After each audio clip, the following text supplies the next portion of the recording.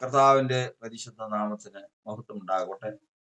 നമ്മളിന്ന് ദൈവത്തിന്റെ വചനത്തിൽ നിന്ന് പ്രാരംഭമായിട്ട് കേൾക്കുവാൻ ഇടയായി തീർന്നത്, ദാവീദ് തന്റെ അരമനയിൽ സന്തോഷമായിട്ടിരിക്കുക. അങ്ങനെ സന്തോഷിച്ച് ഒന്നിനും കുറവില്ലാതെ അങ്ങനെ ഇരിക്കുന്ന സമയത്ത് പെട്ടകത്തിലേക്ക് ഒന്ന് നോക്കി. പെട്ടകത്തിലേക്ക് നോക്കിയപ്പോഴാണ് അതൊരു മരശീലയ്ക്കുള്ളിലിരിക്കുക. താൻ വസിക്കുന്ന സ്ഥലത്തേക്ക് നോക്കി. അത് ദേവദാരു കൊണ്ട് നമ്മൾ പാനലിംഗ് ഒക്കെ ചെയ്യുമെന്ന് പറയും. ദേവദാരു കൊണ്ട് തട്ടിട്ട അരമനയിൽ ഞാൻ വസിക്കുന്നു. രണ്ടും താരതമ്യം ചെയ്ത് നോക്കി. എന്നെ ഇത്രത്തോളം ഇവിടം വരെ കൊണ്ടുവന്നത് ആരാ? കർത്താവാണ്. കർത്താവ് വസിക്കുന്നത് മരശീലയ്ക്കകത്ത്, ഞാൻ വസിക്കുന്നതോ ദേവദാരു പലകയുടെ ഉള്ളിൽ. അത് ശരിയായിട്ട് തോന്നിയില്ല. ഞാൻ ഇനി എന്റെ കട്ടിലേൽ കിടക്കണമെങ്കിൽ, ഞാൻ ഈ അരമനയിൽ കിടക്കണമെങ്കിൽ ആദ്യം എന്റെ കർത്താവിന് ഒരു മന്ദിരം പണിയാതെ കിടക്കില്ല. ഒരു ശബ്ദം അങ്ങോട്ട്, ഒരു തീരുമാനം അങ്ങോട്ട്. കർത്താവ് പറഞ്ഞ്, നിനക്ക് അങ്ങനെ ഒരു ചിന്ത ഉണ്ടായത് നല്ലത്. നിനക്ക് അങ്ങനെ ഒരു ചിന്ത, ആഗ്രഹം ഉണ്ടായത് നല്ലത്. പക്ഷെ മന്ദിരം പണിയേണ്ടത് നീയല്ല. പിന്നെ തുറന്നുണ്ടായ കാര്യങ്ങളൊക്കെ നമുക്കറിയാം. പക്ഷെ ആ വാക്യം ഓർത്തുകൊള്ളണം, നിനക്ക് അങ്ങനെ ഒരു ആഗ്രഹം ഉണ്ടായത് നല്ലത്. അതെന്താ ആ നന്മയുടെ പ്രത്യേകത? ആ നന്മയുടെ പ്രത്യേകത അതൊരു ചരിത്രമാണ്. ലോകത്തിലുള്ള സകല മനുഷ്യരുടെയും ഉള്ളില് എപ്പോഴും ആഗ്രഹിച്ചുകൊണ്ട് നടക്കുന്ന ഒരു കാര്യമാണ്, ഒന്നുകിൽ നല്ല കാഴ്ച എവിടെയുണ്ട്, കൺമോഹം, അല്ലെങ്കിൽ ജഡത്തിന്റെ ആഗ്രഹം എവിടെയുണ്ട്. അങ്ങനെ ലോകത്തിന്റെ ജഡത്തിന്റെ ആഗ്രഹം നിവർത്തിക്കാനായിട്ട് ആഗ്രഹം. ഇല്ലെങ്കിൽ നാലുപേരുടെ മുമ്പില് എനിക്കൊരു സ്ഥാനം വേണം, ജീവനത്തിന്റെ പ്രതാപം. ഈ മൂന്ന് കാര്യങ്ങളല്ലാതെ പാപത്തിന് ശേഷം ഒരു മനുഷ്യന്റെ ഹൃദയത്തിലും ഇല്ല. എപ്പോഴും ഇത് തന്നെയാണ് ചിന്ത, ഈ ഒറ്റ കാര്യം. ഓരോരുത്തര് എത്ര കണ്ടാലും മതിയാകാതെ പോയില്ല. എത്ര കണ്ടിട്ടും കണ്ണ് നിറയുന്നില്ലെന്നാണ് പറയുന്നത്. കണ്ട് കണ്ട് കണ്ട് കണ്ട് മനുഷ്യൻ ജീവിതം മുഴുവനും കാണാൻ നടക്കുക, ലോകം മുഴുവനും സഞ്ചരിക്കാൻ നടക്കുക, കാണാൻ മതിയാകുന്നില്ല. പിന്നെ ജഡത്തിന്റെ താല്പര്യത്തിന് വേണ്ടി എന്തെല്ലാം തരത്തിൽ ജഡം ഭക്ഷണത്താലോ ജഡീക സുഖങ്ങളാലോ എങ്ങനെ തൃപ്തിപ്പെടാമെന്നുള്ളത് അത് അന്വേഷിച്ച് നടക്കുക. തൃപ്തി വരുന്നില്ല. പിന്നെ എങ്ങനെ ഞാൻ ഒരു ഉന്നത സ്ഥാനത്തെത്തും, ലോകത്തെ മുഴുവനും ഭരിക്കണം, ലോകത്തെ മുഴുവനും ഞാൻ ഭരിക്കണം എന്നുള്ളത്, അല്ലെങ്കിൽ ജീവനത്തിന്റെ പ്രാവത്തിന് നടക്കുക, അതിനും തൃപ്തി വരുന്നില്ല. ഇങ്ങനെ മനുഷ്യൻ അലഞ്ഞു നടക്കുകയാണ്. അപ്പൊ നമുക്ക് തോന്നും ഇതിങ്ങനെ ചിന്തിക്കേണ്ട കാര്യമില്ല, നല്ലത് ചിന്തിക്കാൻ പറ്റില്ല എന്ന്. സാധിക്കില്ല. ചിലപ്പോ തോന്നും അവൻ നല്ല കാര്യമാണല്ലോ ചിന്തിക്കുന്നതെന്ന്. ഒന്നുമല്ല, അവനുള്ളതെല്ലാം വിറ്റ് ദാനം ചെയ്യാനായിരിക്കും അവൻ ഉദ്ദേശിച്ചേക്കണേ. പക്ഷെ സൂക്ഷിച്ചു നോക്കിയാൽ അറിയാം, സ്വപ്രസംഗം 4:4 പറയുന്നത്, സകല പ്രയത്നവും സാമർഥ്യമുള്ള പ്രവൃത്തിയൊക്കെയും ഒരുവന് മറ്റുള്ളവരോടുള്ള അസൂയ എന്നുള്ളതാകുന്നു. പിന്നിൽ എന്തെങ്കിലും ദുരുദ്ദേശം ഉണ്ടാവും, പെട്ടെന്ന് അത് പുറത്ത് കാണില്ല. അപ്പൊ ലോകത്തിൽ കാണുന്ന മനുഷ്യരുടെ പ്രവർത്തനങ്ങൾക്ക് ഒന്നിനും നന്മയല്ല ആധാരം. കാരണം അതിന്റെ ചരിത്രം എങ്ങനെയാണെന്നറിയോ? തിത്തോസിന്റെ ലേഖനം 2-ാം അധ്യായത്തിന്റെ 14-ാം വാക്യത്തിൽ എഴുതിയിരിക്കുന്ന പ്രകാരമാണ്. ആ വാക്യം ഒന്ന് വായിക്കാം. തിത്തോസിന്റെ ലേഖനം 2:14.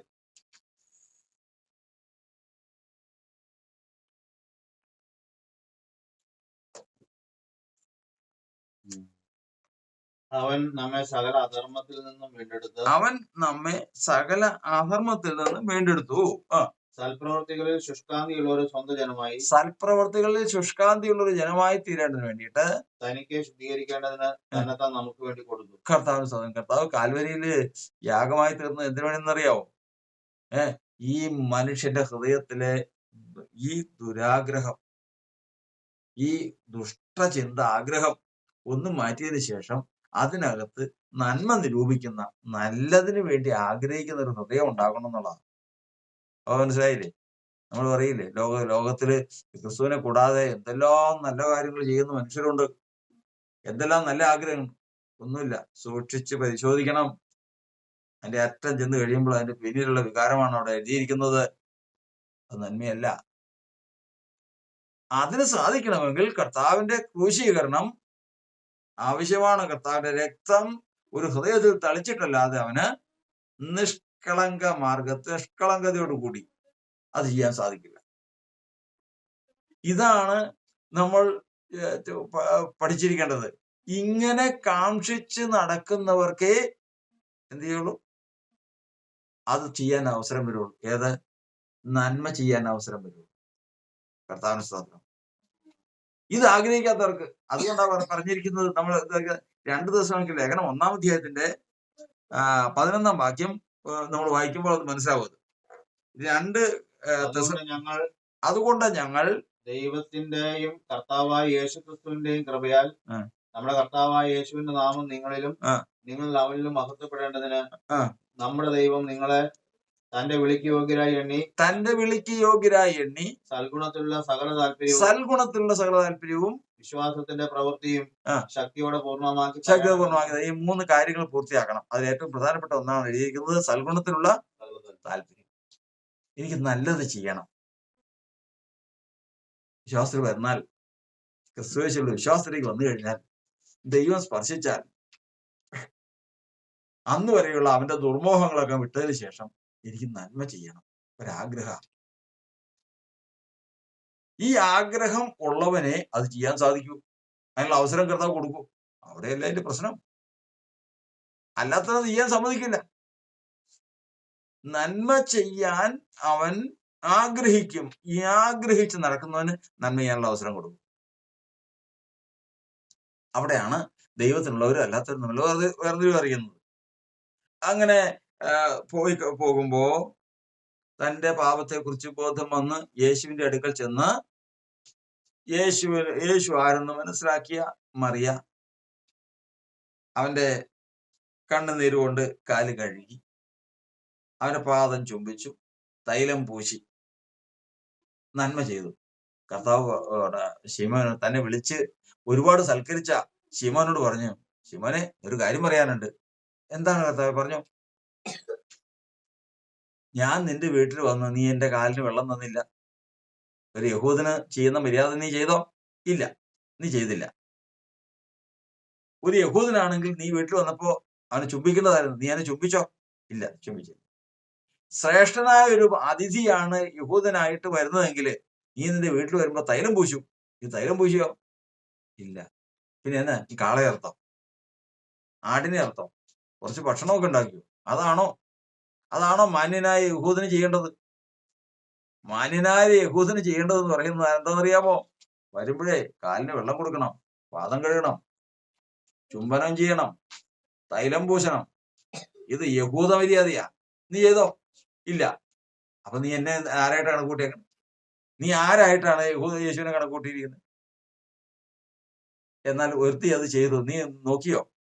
ആ സ്ത്രീ ചെയ്യുന്നത് നീ കണ്ടോ? ഞാൻ വന്നപ്പോൾ മുതൽ എന്റെ പാദം ചുംബിച്ചു, കണ്ണുനീരുകൊണ്ട് എന്റെ കാല് കഴുകി, അവൾ ആ വിലയേറിയ തൈലം എന്റെ മേൽ പൂശി. നിനക്കറിയാമോ ചെയ്തത്? നിങ്ങൾക്ക് ഒരു സംഭവം എന്നറിയാമോ? സുവിശേഷം തുടങ്ങാൻ പോകുന്നുള്ളൂ. ലോകത്തിൽ മുഴുവനും ഈ സുവിശേഷം അറിയും. മാനവരാശി മുഴുവനും ഈ സുവിശേഷം ജീവിച്ചിരിക്കുമ്പോൾ തന്നെ അറിയും. മാത്രമല്ല, ആത്മീയമണ്ഡലങ്ങളിൽ ചെന്നു കഴിഞ്ഞാൽ സ്വർലോകരെയും അധോലോകരെയും മുഴങ്ങാലെല്ലാം മടങ്ങുന്ന ആ അവസ്ഥയും വരും.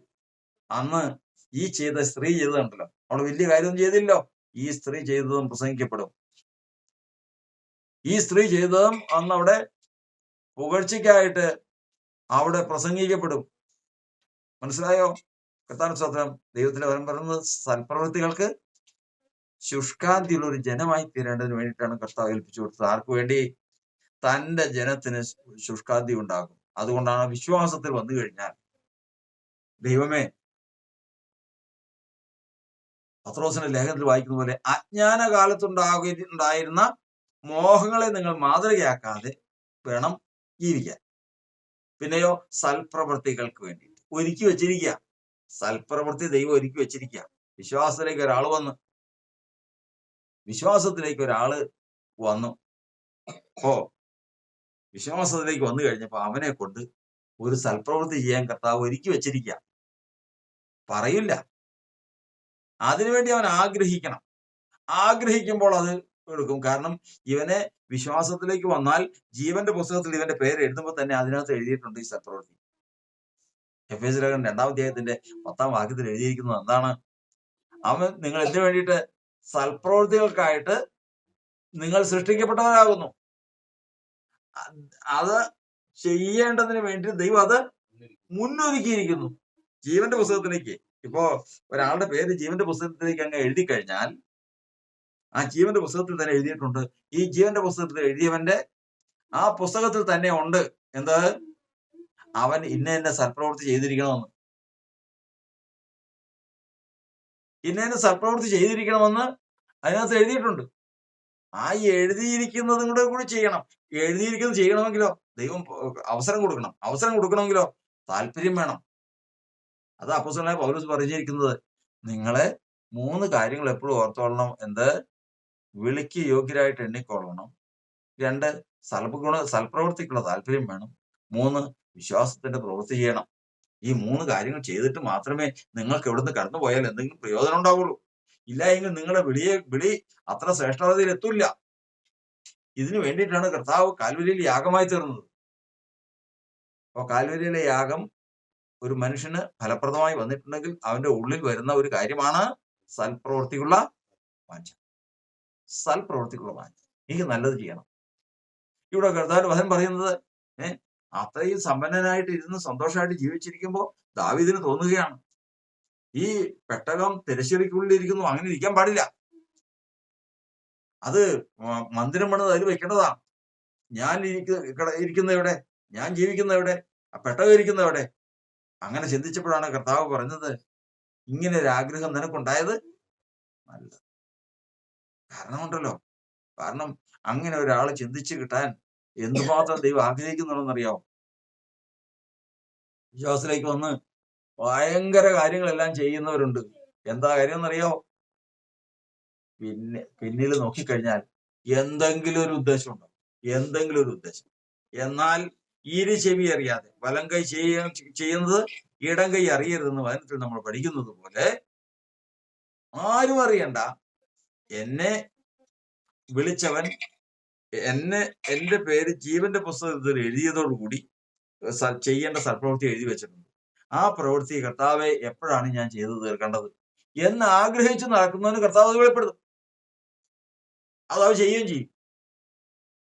അതുകൊണ്ട് വചനം പറയുന്നത്, സൽപ്രവൃത്തി ചെയ്യുന്നതിൽ തളർന്നു പോകരുത്, ബാക്കി മടുത്തു പോകഞ്ഞാൽ തക്ക സമയത്ത് നാം കൊയ്യും.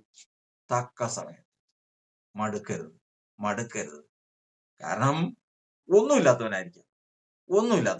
പക്ഷെ സൽപ്രവൃത്തിക്ക് വേണ്ടി ആഗ്രഹിച്ച് നടക്ക്. നിശ്ചയം ഒന്നുമില്ലായ്മയില് നന്മ ചെയ്യാൻ. നമ്മൾ മക്കദോന്യ സഭകൾക്ക് ലഭിച്ച കൃപയെ കുറിച്ച് നമ്മൾ വായിച്ചിട്ടുണ്ട്. എന്താ? കഷ്ടത എന്ന കഠിന ശോധന, പിന്നെ മഹാദാരിദ്ര്യം. അവരുടെ ജീവിത സഭയുടെ അവസ്ഥയാ. കഷ്ടത എന്ന കഠിന ശോധനയാണ്, മഹാദാരിദ്ര്യമാണ്. പക്ഷെ അവർ ചെയ്തതെന്നറിയോ? ധാരാളം ഔദാര്യം. മറ്റുള്ളവർക്ക് വന്നവരെ ആരെയും വിഷമിപ്പിച്ചില്ല. ഇഷ്ടം പോലെ കൊടുത്തു. കർത്താവ് സാക്ഷ്യം കൽപ്പിച്ച്, നിങ്ങൾ മക്കദോന്യ സഭയെ കണ്ടു പഠിക്കുക. എന്റെ മക്കളെ, നിങ്ങൾ മക്കദോന്യ സഭയെ കണ്ടു പഠിക്കുക. അവർക്ക് ജീവിക്കാൻ നിവർത്തിയില്ല. ഉപജീവനത്തിന് മുട്ടുള്ളവരാ. നേരെ ചൊവ്വേ 3 നേരം ഭക്ഷണം കഴിച്ച് പോകാനില്ല അവർക്ക്. അത്ര ദാരിദ്ര്യമാണ്. അതുപോലെ കഠിന ശോധനയിൽ കൂടിയാ കടന്നുപോയിക്കൊണ്ടിരിക്കും. പക്ഷെ അവർ ചെയ്തത് നോക്ക്, ആ കഠിന ശോധനയിലും അവർ ഔദാര്യം കാണിച്ചു. അവരെ ധാരാളം ഔദാര്യം കാണിച്ചു. ദൈവത്തിന്റെ വചനം പറയുന്ന സൽപ്രവൃത്തി ചെയ്തു. ഇന്നും മക്കദോന്യ സഭ ചെയ്തത് പ്രസംഗിച്ചുകൊണ്ടിരിക്കുക. കർത്താവേ സ്തോത്രം, ദൈവമേ സ്തുതിക്കുന്ന. ഇന്നും മറിയ ചെയ്ത് പ്രസംഗിച്ചുകൊണ്ട് നടക്കുക. ഇന്നും കർത്താരദാസന്മാർ ചെയ്ത് പ്രസംഗിക്കപ്പെടുകയാ സൽപ്രവൃത്തി. കർത്താവിന്റെ വചനം പറയുന്നത്, ഇല്ലായ്മയിൽ നിലവിളിക്കാം, പലതും ചെയ്യാം, പെറുപെറുക്കാം. പക്ഷേ സൽപ്രവൃത്തിക്ക് വേണ്ടി ആഗ്രഹിച്ചുകൊണ്ട് ഞാൻ എങ്ങനെ എന്റെ ദൈവം എനിക്ക് വെച്ചിരിക്കുന്ന സൽപ്രവൃത്തി, ദൈവമേ ഞാൻ മരിക്കുന്നതിന് മുമ്പ് എങ്ങനെ ചെയ്ത് തീർക്കുമെന്ന് ആഗ്രഹിച്ച് നടക്കുന്ന ഒരു കൂട്ടം ദൈവത്തിന്റെ സഭയിലുണ്ട്. അവരുടെ മുമ്പിൽ കർത്താവ് അത് എത്തിച്ചു കൊടുക്കും. അത് ചെയ്യാൻ കർത്താവിന് സ്തോത്രം. ഒരിക്കലും ദൈവത്തിന്റെ വചനത്തിൽ നമ്മൾ കാണുന്നതാണ്. ഞാൻ പലപ്പോഴും ഒരു പറഞ്ഞിട്ടുള്ളതാണ്. ഒരു കർത്താവിന്റെ ദാസൻ വിഷമിച്ച് വളരെ പ്രയാസപ്പെട്ട് കിടക്കുന്ന ഒരു സമയം. ഓപ്പറേഷന് കാശ് വേണം. ആ ഡോക്ടർ മക്കളോട് പറഞ്ഞിരിക്കുക, അവരുടെ നിവൃത്തിയില്ലാത്തവരാ, പാവങ്ങളാ. അവസാനം വിഷയം വന്നു. ഞങ്ങളെ വിളിച്ചപ്പോ ഞാൻ പോകാൻ നേരത്ത് റോയി പറഞ്ഞു, എന്തായിരുന്നാലും ആ കാര്യം കയറി ഏറ്റോണ്ട് പോരും. ഞാൻ അവിടെ ചെന്ന് നോക്കിയപ്പോ കണ്ണു തുറന്ന് ആ കർത്താനദാസൻ കരഞ്ഞു. ഞാൻ പറഞ്ഞു, ധൈര്യമായിട്ടിരുന്നു, നമുക്ക് ദൈവം പരിഹാരം ഉണ്ടാക്കും. തുടർന്ന് ആ കാര്യങ്ങളൊക്കെ ഭംഗിയായിട്ട് നടന്നു. സംഭവിച്ച സംഭവം ഞാൻ അങ്ങനെ പറയാതിരിക്കും. ഞാൻ ഇന്ന് ഈ സംസാരിക്കുന്ന സമയം വരെയും എനിക്ക് ഞങ്ങളുടെ ജീവിതത്തിൽ മുട്ടുവരാൻ കർത്താവ് സമ്മതിച്ചിട്ടില്ല.